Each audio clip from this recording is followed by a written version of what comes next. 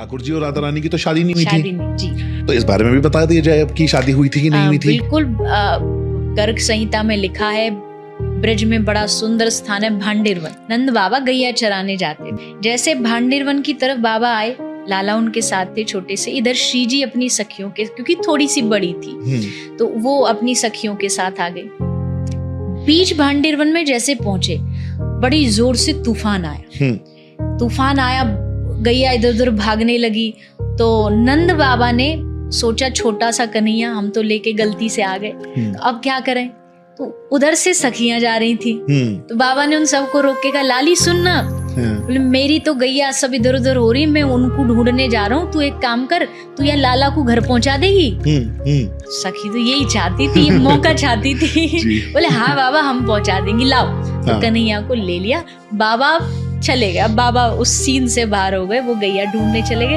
अब ठाकुर जी आए और इधर से आई श्री जी। जैसे आए, अब तक बाल्य रूप में थे, लेकिन अचानक से बिजली चौंधी, और जो असल जो निकुंज में जो रूप होता है राधा कृष्ण का श्याम स्वरूप, वो रूप में आ गए। यानी जो 16 वर्ष से कम उनकी उम्र होती है, उस रूप में आ गए। सखी उपस्थित हो गई, सब लोग खड़े हो गए, और अब विवाह की तैयारी कि आज दोनों का हम मिलकर के विवाह कराएंगे। विवाह की जैसे बारी आई, हाथ जोड़े ब्रह्मा जी खड़े।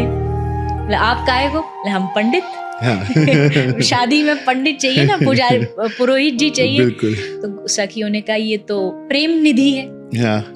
ये संसार विधि से नहीं होने, ये प्रेम निधि वाला विवाह है। हाँ। ब्रह्मा जी बोले, हम वही कराएंगे। हाँ। ललिता बोली, एक ही शर्त पे आज्ञा मिलेगी, जैसे हम कहेंगी वैसे शादी होगी। या तुम्हारे मंत्र नहीं चलेंगे। अच्छा। या हमारी मर्जी से चलेगा, या प्रेम निधि से चलेगा। अच्छा। तो ब्रह्मा जी बेचारे डरते डरते हाथ जोड़ करके बैठ गए।